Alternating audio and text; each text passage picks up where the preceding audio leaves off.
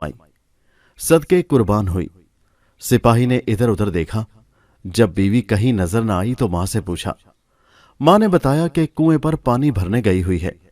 सिपाही के दिल में बीवी से मिलने का इतना अरमान था कि वो मजीद इंतजार न कर सका। सब्र का दामन हाथ से छूट गया। घर से निकला, बेख्तियार पांव गांव के कुएं की तरफ उठने लगे।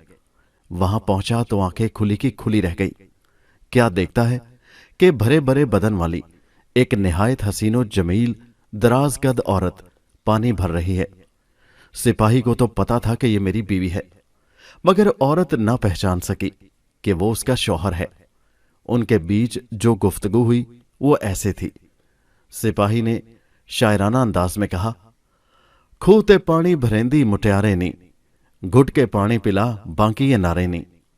यानी ए कुएं पर पानी भरती हुई नौजवान औरत, एक घूंट पानी मुझे भी पिला दे।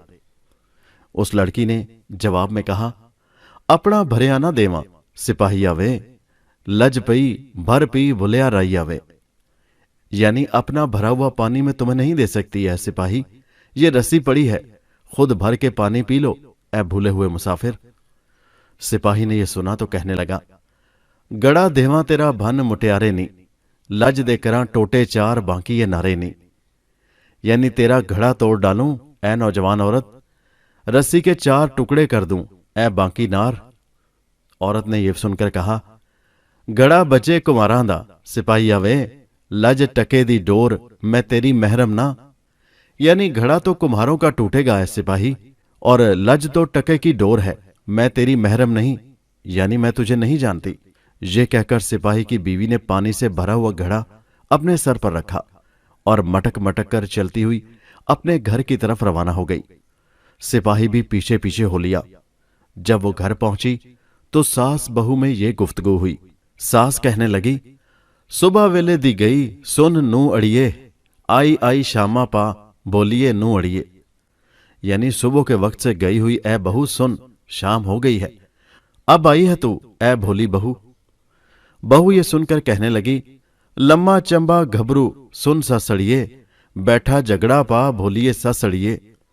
यानी एक दराज कद घबरू नौजवान, ए सास मेरी बात सुन, उस नौजवान ने मेरे साथ ख्वामखा झगड़ा किया ए मेरी भोली सास।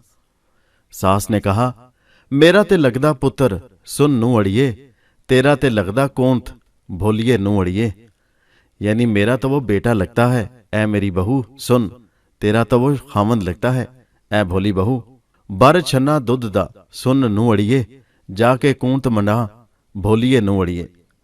यानी दूध से भर बर्तन और ए बहू सुन, जाके अपने खामंद को मना के ला। जब बहू को सास की जुबानी पता चला कि कुएं पर जिस सिपाही से झगड़ा हुआ था वो असल में उसका शौहर है, तो वो खुशी से बाग बाग हो गई।